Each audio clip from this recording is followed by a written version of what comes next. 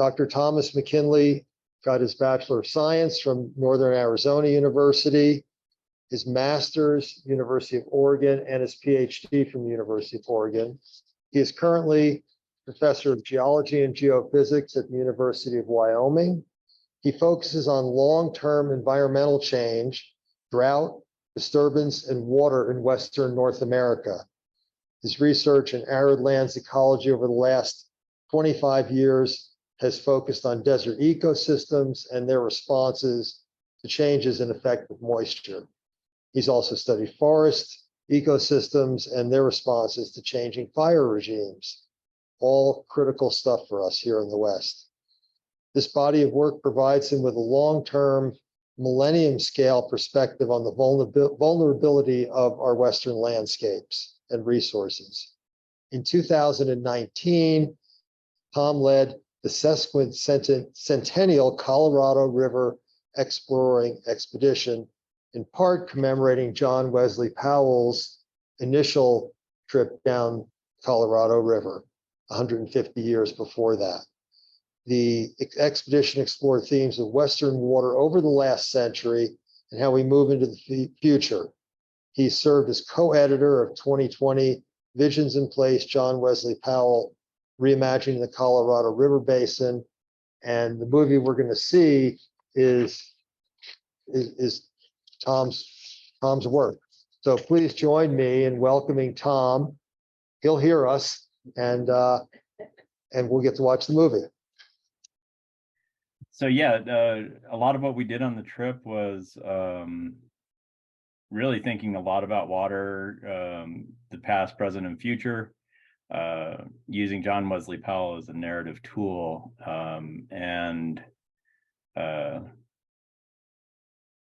There were 63 people total on the trip. It was 1,000 miles and ran from May 24th to August 2nd, 2019. Yeah, I'm happy to field any questions on any topic that's in the movie or beyond. And I have the chat open if people want to type in, or you could unmute and ask. Anybody here in the library have a question? Yeah, my question is, how long do you think Lake Powell will survive? And are there actual plans to how to end its life? Do you hear the question? Glen Canyon Dam. Yeah, Glen Canyon Dam. So how long will Glen Canyon Dam survive? That's a pretty big question. The Bureau of, I'll try to answer it completely, but in sort of tight. The Bureau is working on a series of plans. There's 5 options that they're proposing. Part of those are reworking the dam so that we could continue to run hydropower. So part of the, one of the problems that we have is that the lake level is so low that warm water is now going through the turbines, which is bad because they're sort of designed for cold water to run through.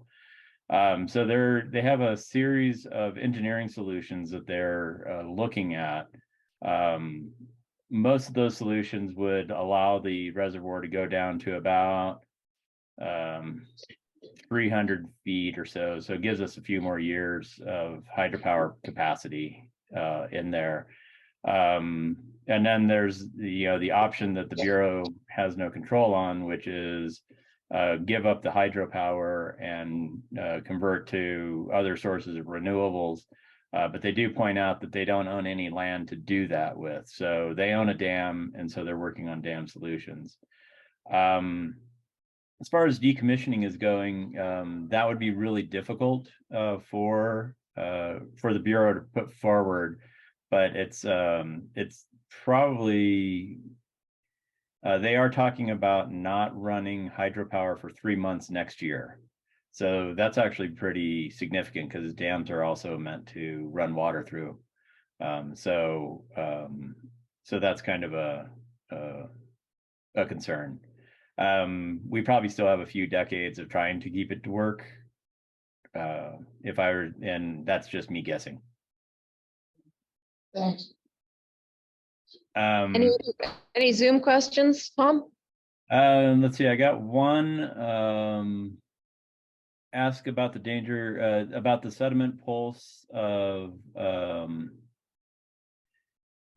sediment supply that's in there in the dam. Now, prior to the drawdown of the sediment in the dam was about 100 feet below the lower. So the way the dam is structured, you have the power intakes, which the way the water commissioners think of that is that's like 8 fire hoses that release water, and we're not dealing with the sediment so much in that manner. The sediment delta from the Colorado River side is still pretty far away from the dam, but we do have a sediment plug that's moving towards the dam itself, and it's below the lower bypass, which is a way to think of those as 4 garden hoses that aren't designed to run 24 hours a day. But as the lake is going down, sediment from the San Juan arm is moving towards the dam. So the literature kind of says they have 100 years before that's a problem. That might be accelerating right now. So that's what we're seeing in that New York Times article. So similar to the warm water, sediment, of course, that's going to be lower than the intakes for hydropower, but it's going to erode the concrete, and it's not designed for the sediment bypass. That wasn't the idea when we were designing these things in the early 1960s. So that's a big challenge, and that'll be something that's seriously a threat to the dam. If they want to retain the dam, then that's going to be a problem that they're going to have to resolve. But I think it's a dump truck, like a 5-ton dump truck, every 15 seconds of sediment comes into Lake Powell. So that's a huge amount of mud to deal with. So I'm not sure how we're going to handle that problem.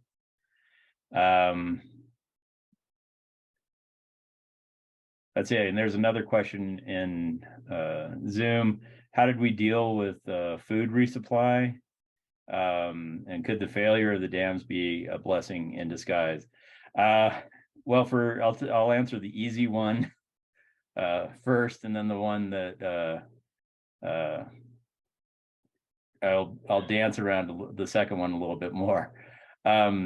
We had a great logistics support. We used a commercial logistics company that resupplied us about every 15 days. So we had 63 people join us. On any section, we had up to 17 people, because that's how permits work on the Colorado system. And so when we would switch out people, we would often get a food resupply. And so we ate really well. We did not lose weight on this trip for sure. Could the failure of the I think that what's interesting about the state of the dams in general along the Colorado, and I'm going to try to be good here. There's been a move,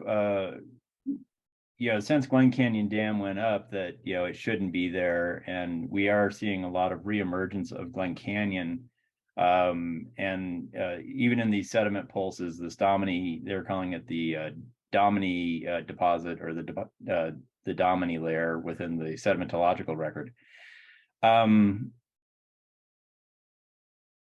the 80s, we thought we were going to lose the dam from too much water. In 1983, they actually were putting sheets of plywood and metal bracing over the spillways to stop water from etching out the sides.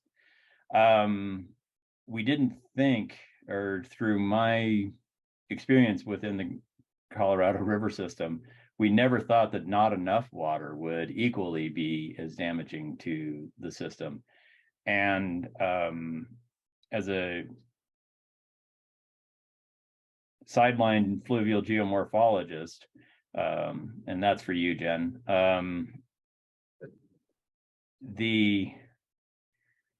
The lack of water also leads to failure, and the river with dams is always, if I were to anthropomorphize the river, it's been in drought ever since we put the dams in. It's responding like a droughty river. The channels are narrowing, we're getting vegetation encroachment on the sides.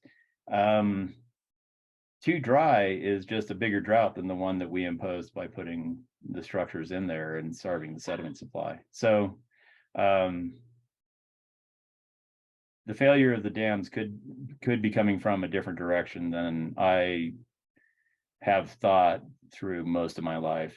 So it's a really interesting time. And we got some questions here, Tom. Yeah.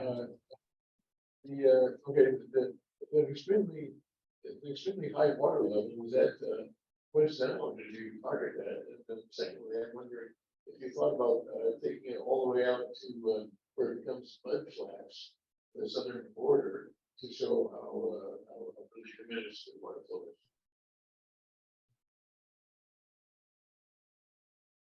Did you Did you hear that? I didn't catch all that. No, sorry. So the first part of the question was about the water flow. It looked like an extremely high level. Was that 65,000 CFS? Yeah, 54,000 through cataract. That was huge. That's a lot yeah. of water. So I mean, did you anticipate that, or was that like a whoops? And the other part of the question was, did you consider actually taking the Colorado all the way to the end, to the mud flats, to sort of document the full extent of the river? We did not anticipate that big of water. There was a snow event in Wyoming on June 21st on the solstice that many people might remember. It was a late, that first summer snow that killed all of our gardens. Well, I didn't have a garden that year, but anyway. But then there was a rain event on top of that, and all of that came down on us. So we were expecting to hit Cataract Canyon at about 30,000 CFS, which would have been still big, but different. So that definitely, I was in denial that the river was coming up, even though our boats were floating and they were beached the night before, because I just didn't want to believe it. As far as looking at the whole river, as I designed the project and what we were going to do, John Wesley Powell gave us a narrative space. And so really it was to look at the river that he wrote about in the space that he saw. And so he started in Green River, Wyoming, because that's where the railroad was, and he could get the boats from Chicago to the river. And so he could have started anywhere, but that's where the railroad was. And so that was our starting point. And then the takeout was on Lake Mead at the confluence of the Colorado and Virgin Rivers, which is where that was the end of their trip. So really, project-wise, it was to characterize John Wesley Powell's space and how we're using that land. And so that, in doing that, that allowed us to focus on the things we didn't know.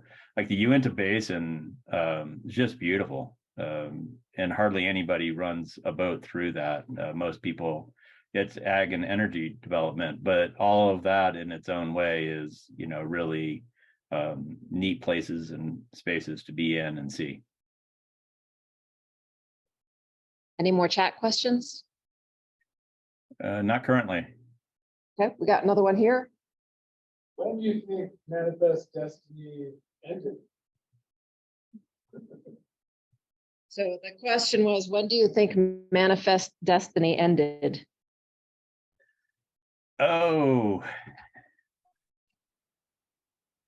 I think once we started putting in dams, John Wesley Powell himself tried to put a kibosh on settling in the West, because and got into a lot of trouble. Yeah, after he went to Washington, he, yeah, they knew that they wanted to site in dams, and when he was the head of the USGS, they actually started the National Mapping Program, which gives us our telephone maps today. I mean, the legacy lives with us at this, to this day.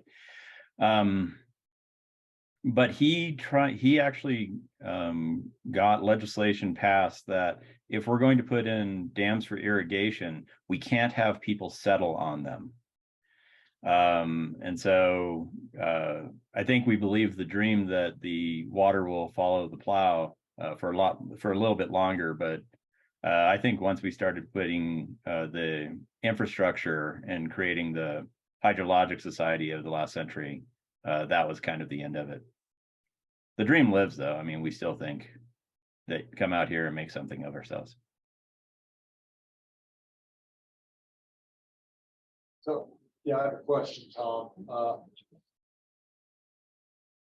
Oops, sorry, my forehead. Yeah. How much is the hydroelectric production of these dams in terms of, how important is that to our energy supply in the Southwest United States? And what would giving it up look like? Well, Glen Canyon Dam is sort of the big one, and it was put in mostly for hydropower and to augment for the Central Arizona project and some of the water pumps. It's becoming a much less significant portion of the entire energy budget. The dam hasn't been running at full capacity for at least a decade. So with renewables technology and really battery storage, you could replace the hydropower with, I used to have this memorized, about at least 400 1.5 megawatt wind turbines. It's just that as far as their importance, we don't have brownouts in the Western power grid because we can turn on and off the dams really easily. And so it's been a very dependable way for us to have in the Western energy grid. It allows us to have constant power, and it because of how quickly it could be ramped up. In a similar way, coal can do the same thing. It could be, we can gather that energy pretty efficiently and get it to everybody. California and their brownouts being the exception, but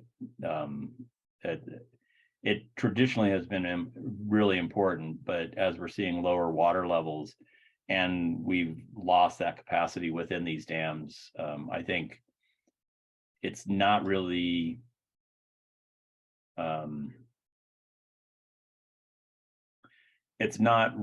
as advertised, but it feels like we've been moving to other assets within the energy system.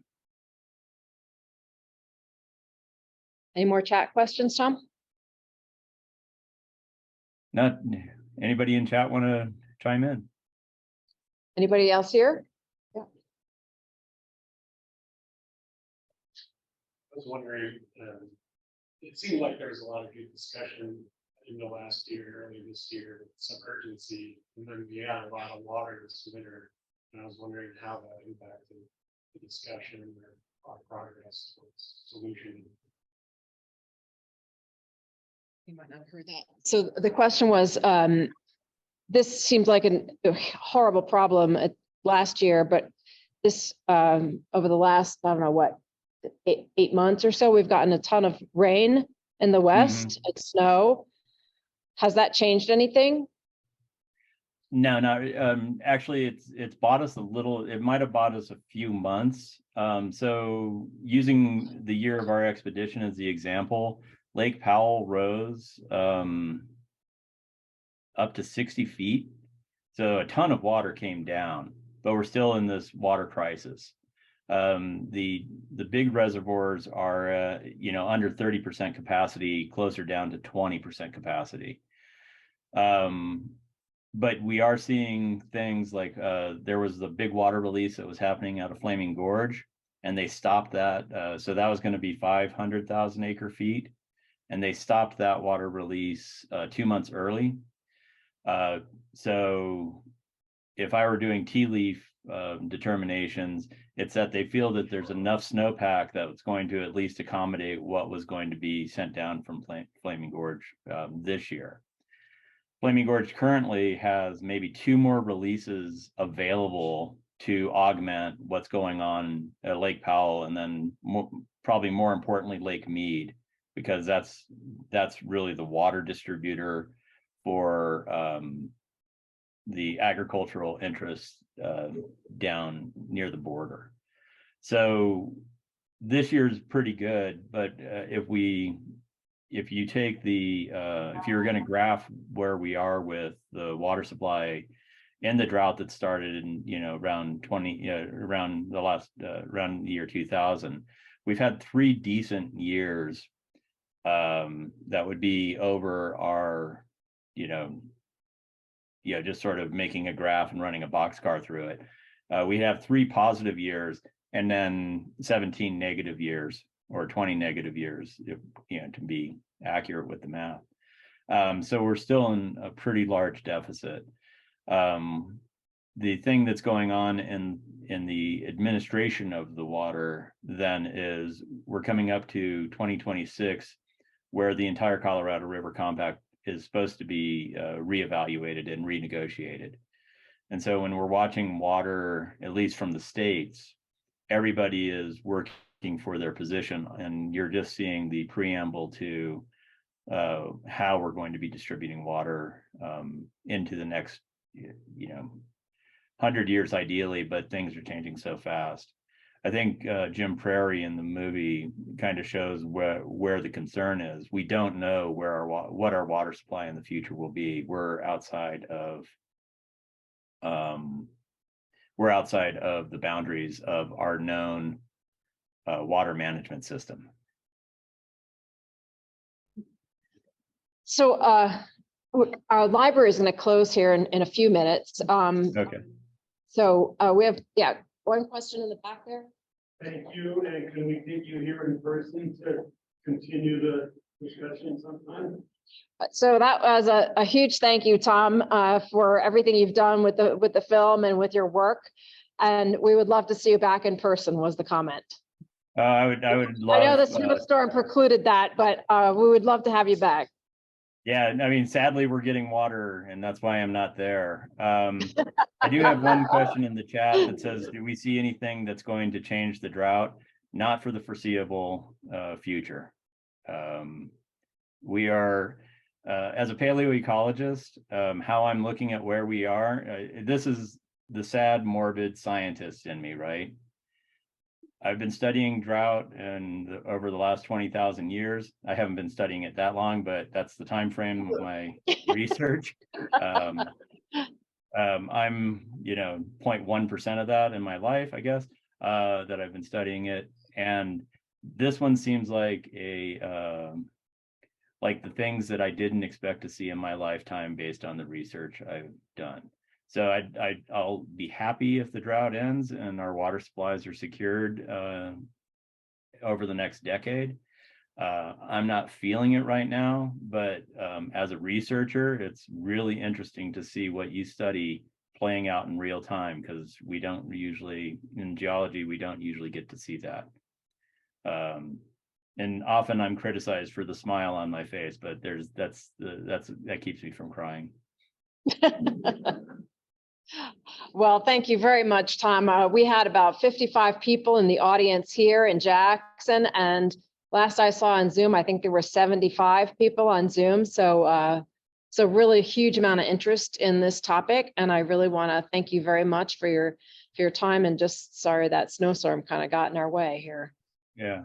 Well, thank you so much for inviting me, and I'd be happy to come back. Okay. Big applause here. Okay, thanks to everybody on Zoom as well.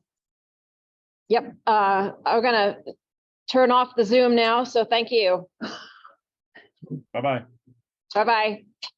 Bye.